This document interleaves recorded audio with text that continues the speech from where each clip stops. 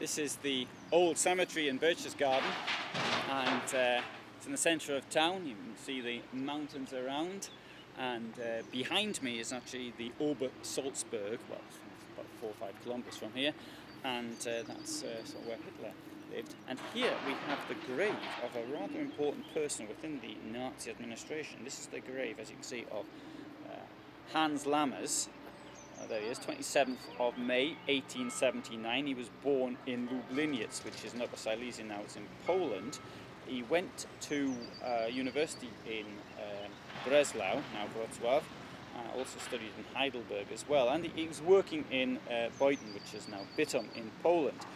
Served in the First World War. He got the Iron Cross first and second class. And after the defeat, and let's face it, by then he was getting on a bit in life for being a soldier. He was 39 years old. He joined the German DNVP, that's the German National People's Party. And he was quite well known in politics, well, to politicians I should say, because he was a lawyer. And he was the Undersecretary at the Ministry of Interior.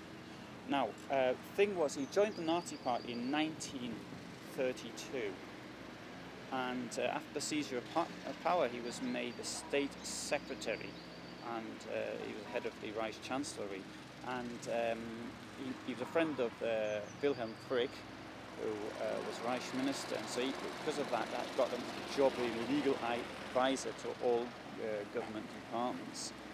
And on the 30th of November 1939, having been a couple of years promoted to being a member of the Hitler cabinet, he became a member of the Council of Ministers for the Defense of the Reich. And that meant that he was able to see all documents related to defense, security, and this type of thing. And because of the way that power was centralized, but at the same time there was all these competing departments, Lammers really became a very important person, a civil servant, but at the same time he gave the impression he was actually speaking for Hitler.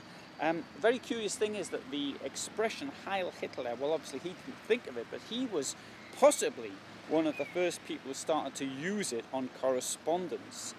And this later became, if he didn't say Heil Hitler, became in the army became obligatory. And anyway, he possibly coined the phrase in official correspondence. Now, one thing that's important, I think, to show his power is that he controlled access to Hitler alongside Martin Bormann. So whoever saw Hitler, that was the decision of Bormann. So effectively, Hitler usually gave in to the people he saw. So effectively, Bormann was controlling the country. Now, there's one thing about Hitler is he would somebody come in and say they wanted something black, and Hitler would agree. Then somebody else come and say they want the same thing white, Hitler would agree, and then they had to sort of fight it out between themselves, because Hitler would just sort of that's the way he ruled, not very clear. Strange, really, that he managed to get the power he did when he was so in many ways indecisive. Anyway, because of the defeat above all at Stalingrad, Hitler agreed to the creation of a 3-man committee to represent the state, the army, and the party. So, who did that? Wilhelm Keitel for the army, Martin Bormann, and Hans Lammers, the 3 of them together. Now, you can actually read quite a lot about this in the book by Albert Speer, because he sort of describes it. I mean, obviously he was sort of denied power, but he sort of formed an alliance to a certain extent with Goebbels, with Goering and Himmler. And so they had these 2 sort of competing groups working against each other at the same time as there was a war that was on. Now this committee only met, I think it was 11 times, so it didn't really have a great deal of importance. Now, in April 1945, Berlin is surrounded, and on the 23rd, Goering consults Lammers and Karl Koller.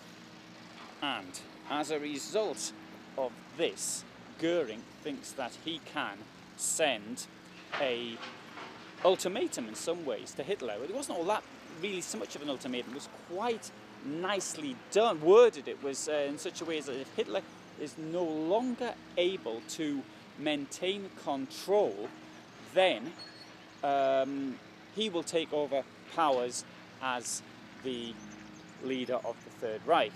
Now, when this turned up in Berlin, I think Hitler possibly was more or less likely, he could have agreed to it, but Bormann egged him on in such a way that Goering was arrested. And clearly those who were on the side of Goering, such as Lammers and others, they were also arrested. And effectively, this was tantamount to a sentence of death. Now, Goering said at Nuremberg that Hitler would have forgiven him when he met him. But that happened here, at behind me, the Ober Salzburg. Lammers was effectively saved by the Americans. That's the irony of it. So you've got this Nazi minister who's been liberated by the Americans. And we've got two names here. This is the tragedy of his family. You can see both his wife and his daughter there. His wife committed suicide on the 8th of May, and his daughter followed on the 10th of May. And I'm not too certain why they committed suicide. Now, Lammers himself was tried. He was in 1949. He was a witness at Nuremberg. He was tried in 1949. He got a 20-year sentence. It was reduced to 10 years, and in 1951 he was released alongside many other former Nazis. He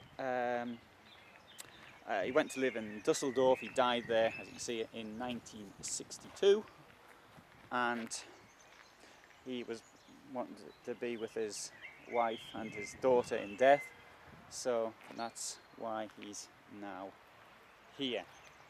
He's a person who is not very well known, despite the importance he had in ruling the Nazi state. Now, you've heard all the others I mentioned, Albert Speer, Goering, Goebbels, but have you heard of Hans Lammers?